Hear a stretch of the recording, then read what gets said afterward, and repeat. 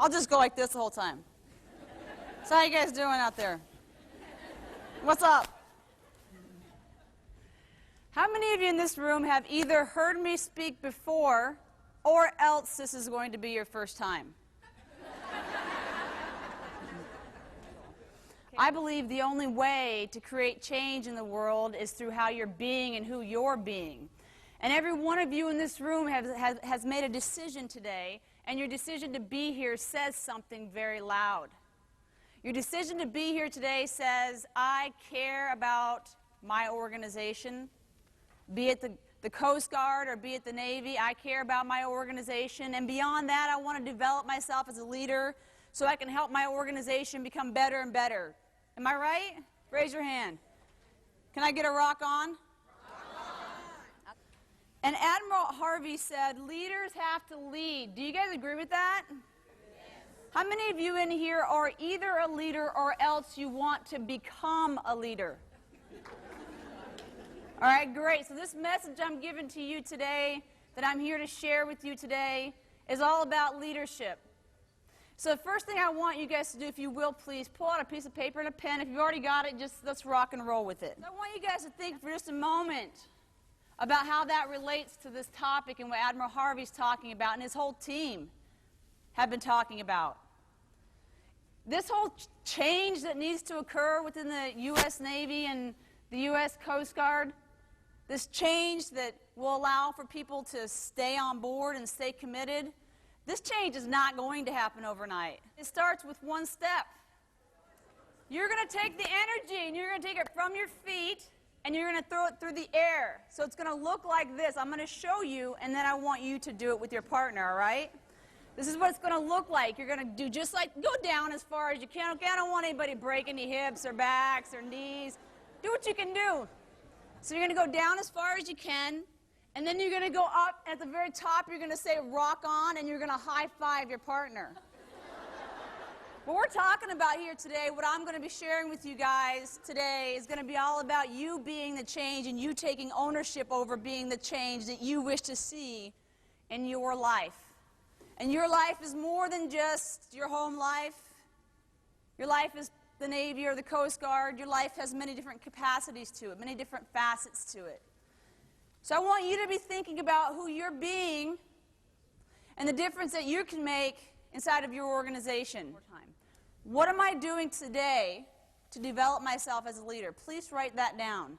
And as I share with you some stories, please take note of anything that comes up for you that will have you go into this realm of new leadership. So we're going to start with, does anybody in the room, by show of hands, who knows about generational diversity? We're going to try the opposite of that. Who does not know what generational diversity is? Of those people who raised your hand, only keep your hand up if you've never heard of the word diversity. All right, great. Because diversity is a big umbrella term, right? So generational diversity really just refers to the different ways each generation views the world. And I'm going to do what I usually do in 2.5 hours in a workshop. I'm going to do it in 5 minutes. So I'm going to talk as fast as I can. I'm going to go as fast as I can so you guys can get as much as you can in 5 minutes about the different generations. And then we're going to rock forward into leading across generations. Did you get that? Rock on. Okay, great. And then we're going to talk about how do you lead across generations.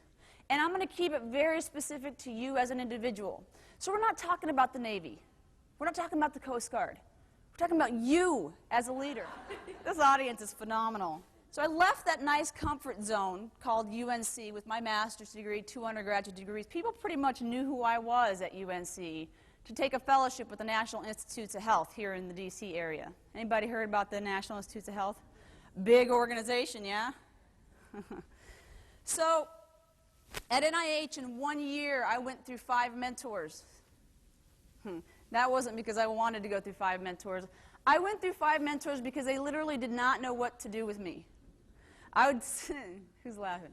I would sit in their office, and I'd go, what do I need to do? Where do I need to go? Who do I need to meet? And then, you know, they were all baby boomers, which you're getting ready to see what age group that falls into. And for a baby boomer, how do you get ahead? You work hard. You work hard. That's right. Damn it. And does it matter what you're doing? No. You just work hard. So I thought, you know, I'm gonna go out and research every single document this company put out into the media. In the 25 years they've been in business, I read it all in 2 weeks. Remember, I didn't have friends, and I lived in a one-bedroom apartment by myself. I thought either I lay here on the floor and I stay here on the floor, or else I get up. Really, isn't that the only two options? Get up or stay on the floor? So I got up and I said, okay, great. So what am I going to do? I've got to figure it out. You know, it was really hard for me because I remember sitting there thinking, I have a master's degree, 2 undergraduate degrees, 6 years of experience. Why am I here? Why am I in this place? What happened? I needed to know what happened. So the first thing, I did 2 things simultaneously. I opened up the yellow pages, literally, and when that job looks interesting, that company looks interesting. In addition to that, I started researching generational diversity. I needed to understand what happened. I'm eager, I'm enthusiastic, I'm ready to be of support and of value to this organization. Both organizations, why didn't they use me? And as I read the material, I kept going, I said this, they heard this. They said this, I heard this. So for example, please mentor me. Okay, here's about 60 hours worth of work to do. Go away now. That was mentoring for them. It's about you. It's about the purpose in your life. It's about you pulling out purpose in other people. It's about you knowing what your core purpose is. It's about you. And the boomers came in. So their mission before the boomers was to win the wars, to keep America safe. Can you go with me on that? Can I get a rock on? Come in. Boomers are primarily, they're the parents of the Gen X and Gen Yers, right? Now they're off to work. Both parents are off to work. Who is raising these children? 3. What are the 3? So media. Okay, great. Media. Peers. Somebody said grandparents. We'll add that as a 4th. And institutions. So like high schools and colleges or daycares and such, right? Hey, how many opportunities are there now in comparison to what there were then? Just think about that for a moment. So can you imagine the anxiety that drives up in people? When you have more options, what happens? You get a little bit more anxious. Would you agree with me? Rock on? Rock on. So now we got the Generation Yers coming. You know those real annoying ones that want everything right now and they don't want to wait for you? Those ones that say, I want to be in your position in the next 6 to 9 months. Those people? I don't know about them. Did you know they got a trophy just for being on the team? Oh. So now they come into the workforce, regardless of what workforce they come into, and they're used to getting constant praise. For baby boomers,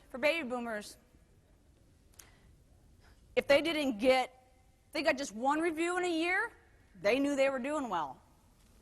This generation, if they don't get a review in a day, they're concerned. They're concerned because they need to know that they're on the right track because it's what they've always been given. They're not used to anything different. So the point I want to drive home here with these different generations is that none of them are right or wrong. They're just different. When I was in the 7th grade, I didn't give my teachers a very easy time, and I didn't sit still well. I want to fast forward now. Walking into this brand new high school, had been taken away from that area that we were living in, and now I'm out in a small little town where there's 500 people in my high school. And my mom and I will never forget this day for the rest of my life. We were sitting there in front of the principal. My mom's sitting to my right. And I'm looking at this principal. He's got purple hair, right? That's all I can remember, purple hair. And my mom's trying to tell him about my issues. And she's telling him that I need to be in special ed. And he just looks at my mom. And I remember he's just like this. You know, kind of older guy. I remember gray hair. It looked purple to me.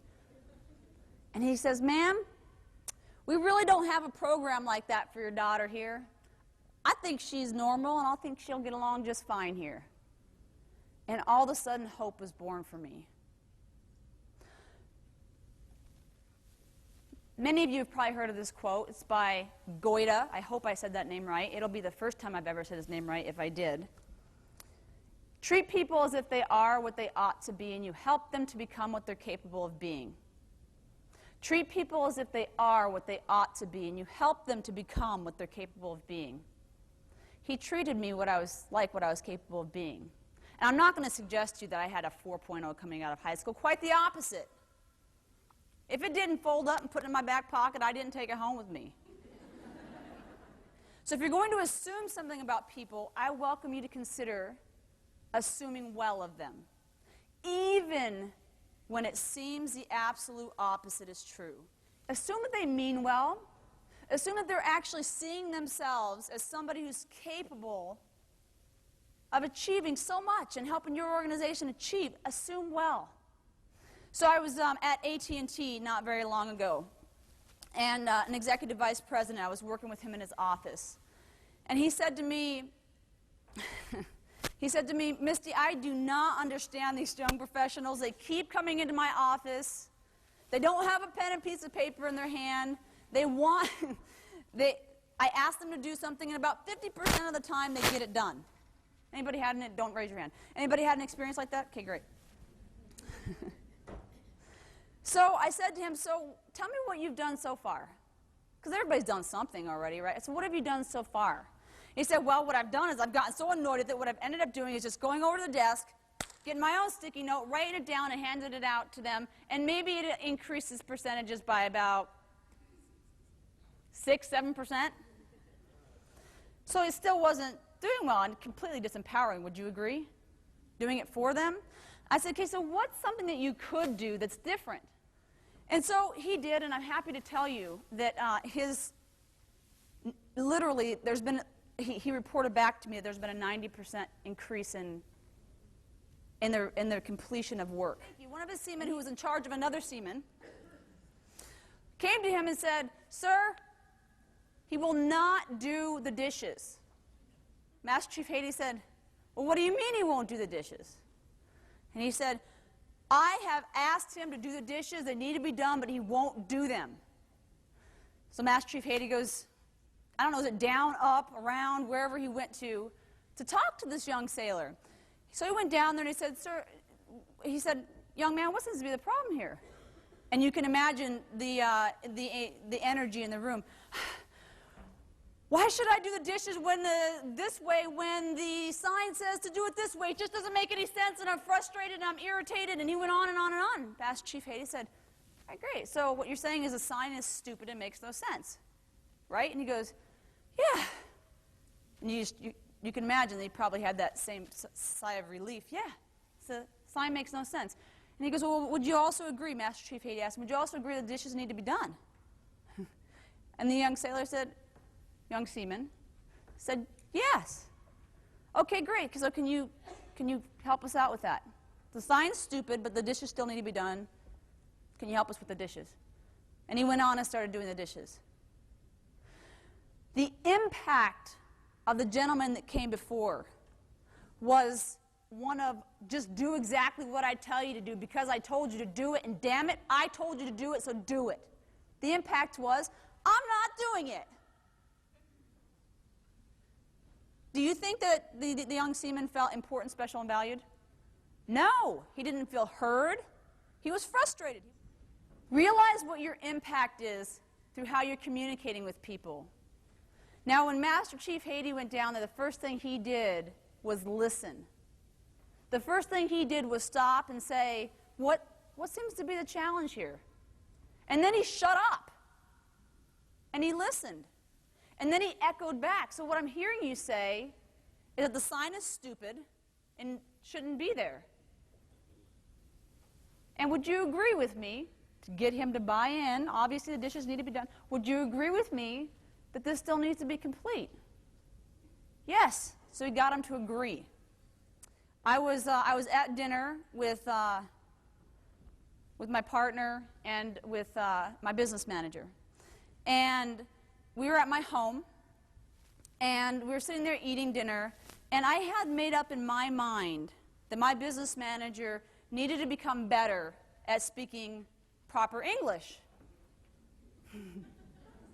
I had made that decision. And I told her, you need to become better at speaking proper English because how you come across is not well educated. That was my decision. And I had told her that I would do it, that I was going to help her, without really asking her if she wanted my help. told her I was going to help her. We're sitting at dinner, and she says something, and I don't remember at all what she said, but for some reason it wasn't perfect enough for me. So I stopped her and I said, "Say that again, what did you say?" And Yvette kicked me underneath the table. My partner kicked me underneath the table. And I was like, "What? It's no big deal. It's no big deal. I'm just trying to help her. I'm trying to help her to, get better at her English and speaking properly. There's a specific way to speak, and she just had that line out of order." And then I looked over my business manager and I said, it's not rude, is it? I'm helping you, right? She stops. We're almost done eating, but not quite. And she picked up her plate and she said, "No, actually, that was quite rude." She walks away, she puts her dish in the sink, and she goes to leave. Now, can you imagine how I felt? I'm just going to tell you right now that I felt like the biggest piece of crap on earth. And I had it in my mind that she needed to learn something in a certain way, and that she wasn't good enough, and that she wasn't smart enough, and that she wasn't doing things in the right way.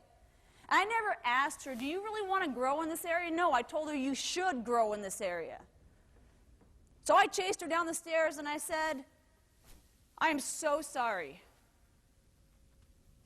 And I was on the verge of tears. I felt terrible about myself. And I learned some things in that moment. I learned that people have reasons for doing the things that they do the way that they do them. And it's not always, I'm not always right. It's hard for me to believe. I'm not always right. And the way that we speak and the way that I speak can be different than the way other people speak. And if you want to call somebody into action, you have to first ask for their permission. My impact on her that day was not positive. Prior to that, I had probably done that a lot of other times. I'd probably done that same thing to her a lot of other times and not known it, not been aware of how disempowering I was being to her. So just realize your impact on the people that you interact with every day. So I was sitting there in the car and going with a friend of mine out camping, and she was explaining to me that her boss had just told her that she needed to become a strategic thinker. And she didn't see herself as such. So she said to me, "Misty, do you see me as a strategic thinker?" And I said to her, well, I kind of stopped for a minute. I paused. I know that she's the international producer for a video gaming company, pretty big title.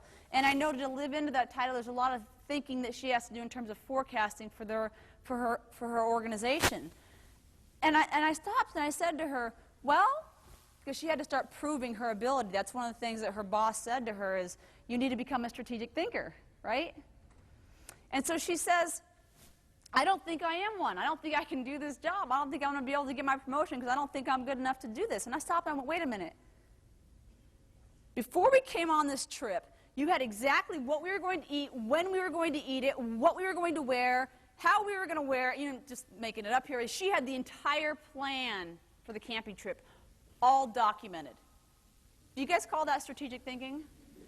I do. The impact on her that day is all of a sudden she could see herself in a brand new way that she could never see herself before. They've either focused on what can organizations, the Navy, the Coast Guard, do, or what can seasoned professionals do to basically deal with young people. No, wait, let me couch it in the right terms. How do you best attract, retain, and motivate young people? How do you best tap into and utilize the talents and skills of young people? How many of you guys have heard of this? Yeah. And the only problem with that is that it's not the way you create a bridge. The only way you create a bridge between people of different generations is to put the responsibility in the hands of both young and seasoned professionals. In other words, to say there's all this hype, there's all this media out there, there's all this talk out there about how there's a problem among generations and we've got to solve this problem. I advocate for something that's absolutely opposite of that. There is no real problem. There's a great opportunity. Young people are good at what? Help me out, guys, ladies. Technology. So, I mean, like they're on MySpace, YouTube, all of that, right? So what are seasoned professionals really good at? Leadership. Are they good at teamwork? especially boomer women. Are they good at in-person communication? Yeah. Now, do you think that both are needed? Do you think we need both? I'm sorry, I can't hear you. Can I get a rock on? We need both. And they've got these big speed bumps in my neighborhood, and there's lots of children around. But when you have a Jeep, those speed bumps don't really matter. So I'm driving and going, 20 miles an hour, maybe 15, 20, too fast in my neighborhood. And I come around this bend where I couldn't see, and there, I kid you not, a car stopped right in front of me.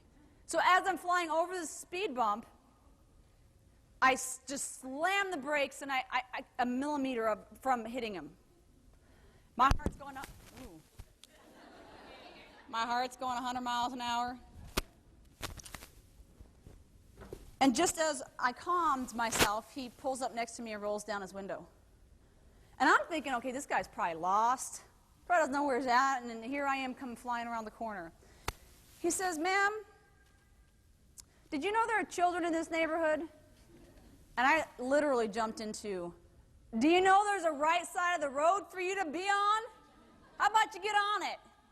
And then I thought, you know what? That's the right versus wrong conversation. And that's not my commitment. So I looked at him and I said, "You know what?" Because he was getting ready to yell back at me. "You're right." Did you hear that? Didn't matter who was right or wrong. "You're right. I'm going way too fast. There are children in this neighborhood. I will slow down." And he goes, "You know what? You're right, too. I should probably be on the right side of the road." Here, what he's asking is, how do you get them to take responsibility for their own mistakes, for them to see that what they did led to an end result that wasn't positive or wasn't good? Is that right? I like to call this feed forward. Do you understand that when you don't take responsibility for something, here's how it comes across to me? And let me just tell you the long-term impact of how that comes across. The long-term impact is I'm not going to see you as somebody who could take on a leadership role. And my understanding is you want to be in a leadership role, or whatever role it is they want to be in. I want you to be there too. The only way that I'm going to be able to see you in such a role is if you begin to take responsibility, and here's how you do it. And you say it over and over and over and over again, and when the student is ready, the teacher will appear. Today, thank you so much for giving me this opportunity.